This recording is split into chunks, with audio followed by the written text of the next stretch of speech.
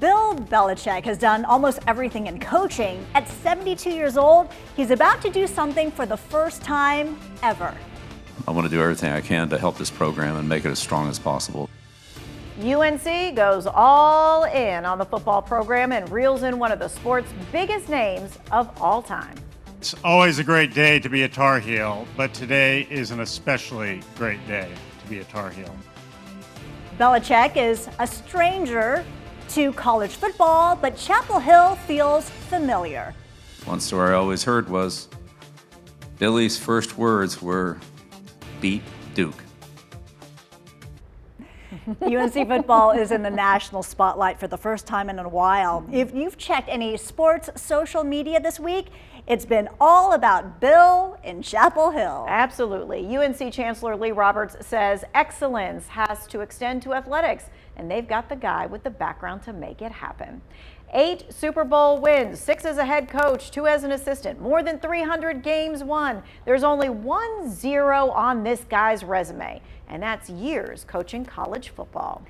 We've got team coverage in Chapel Hill tonight. We're breaking down Belichick's vision and getting reaction from the fan base ready and eager to dominate. We start with WFMY News 2's Jalen Gilkey, who was at the coach's first news conference as the head guy. It's a day that Carolina faithful will remember forever as the man many consider to be the greatest head football coach in the history of the sport. Bill Belichick is now here as the 35th head coach in program history. Now, throughout the day, Belichick talked about a bunch of things as he took questions from the media for about an hour or so. However, the number one point Bill wanted to hammer home: he's here to help mold great young men, no matter if they make it to the pros or if they never play another snap after they leave Kenan Stadium. Look forward to working, here. I talked to the players a little earlier, and that was a great opportunity to start to get to know them and start to build the program. And I'm excited to continue that process. And also met with Coach Kitchens, who will be, the first member of the staff that we hire. Excited to be here, excited to be in college football, excited for the opportunity to build and develop young student athletes, young men, and prepare them for their life, either in the NFL or professionally. But the lessons they learn will be professional lessons. They'll be pros in all areas, and that's what we want to develop, as well as having a winning program, a successful program. But we want to develop good people and good kids. And make sure you stick around for sports, because we'll have more from Coach Bill Belichick, as well as more from here in Chapel Hill on one of the biggest days in the history of this program. Jalen, thank you. Franklin Street and the Carolina campus are buzzing about Bill. WFMY News 2's Joseph Leonard joins us live on campus after talking to excited fans.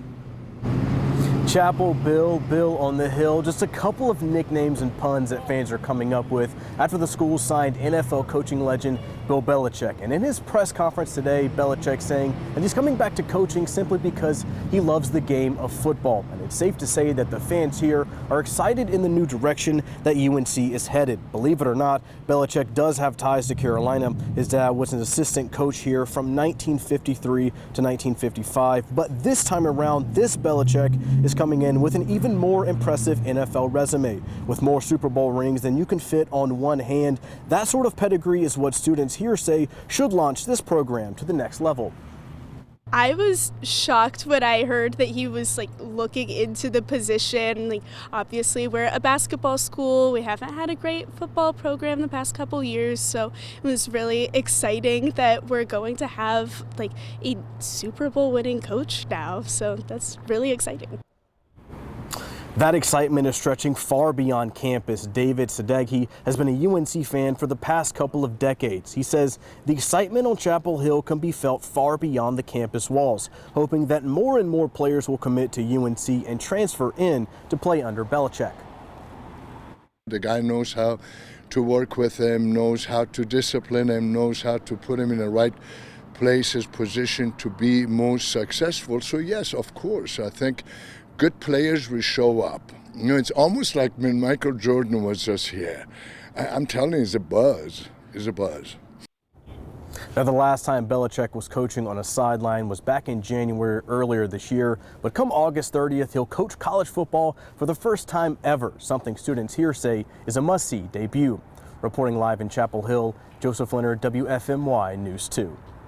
Joseph, thank you. And the excitement about Belichick coming to UNC isn't limited to the Triangle or even just the state of North Carolina. Everywhere you look, someone's got something good to say. Colorado football coach Deion Sanders called Belichick a coach's coach. He says this is a great thing for college football, and as long as coach is happy, so is he. A national college football reporter wrote hard to overstate how colossal a coaching hire Belichick is. He says he doesn't expect any college team to ever hire a coaching with his resume again. Another sports writer wrote how Belichick does in this era of college will be at the top of the list for most intriguing stories of 2025.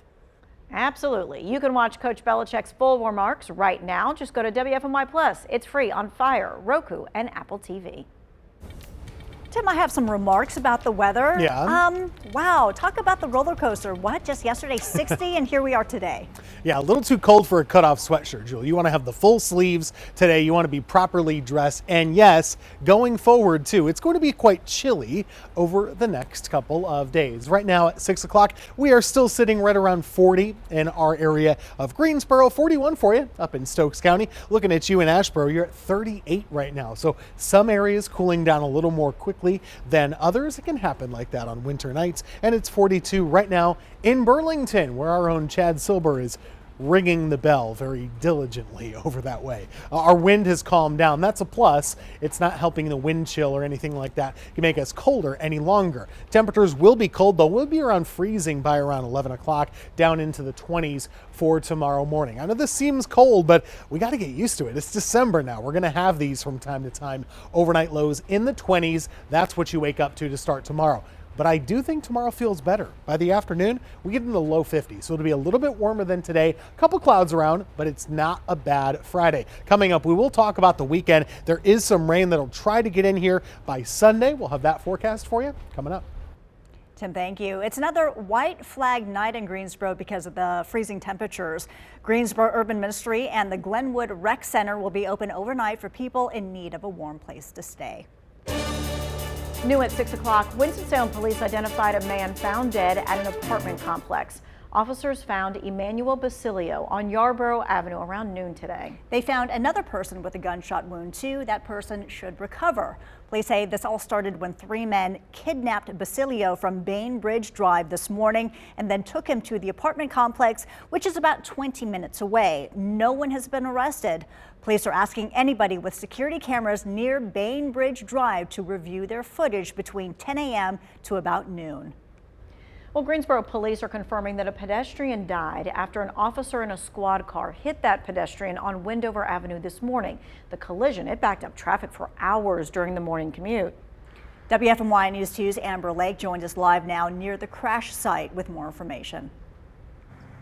A tragic incident involving a Greensboro police car resulted in the death of a man early this morning. This all happened on East Wendover Avenue in Greensboro. Police say the crash happened just after 5 a.m. at East Wendover Avenue near Summit Avenue. A marked patrol car hit 54-year-old Tyrance Vance, who was rushed to the hospital but did not survive. The crash caused many delays in traffic, with roads blocked off near O'Reilly Auto Parts, where store manager Alex Mayhew witnessed the aftermath. I was coming into work this morning. They were already out on the scene. Don't really know exactly what happened, just kind of came by and they already had everything blocked off. Mayhew says the traffic stayed back up for a while, impacting deliveries to a store, but drivers managed until the scene was clear. Definitely does hurt us in a little way there. I mean, as far as we have to detour around everything, so it does make it a little bit longer on our trips, you know, affects our customers a little bit more. But my guys have kind of got used to, if there's a detour, they know the little roads, side streets around here, so they know how to get around. The officer involved wasn't hurt, but is put on administrative duty. That's the standard protocol in situations like this. The High Point Police Department has conducted its own internal investigation into this incident. Reporting live in Greensboro, Amber Lake, WFMY News 2.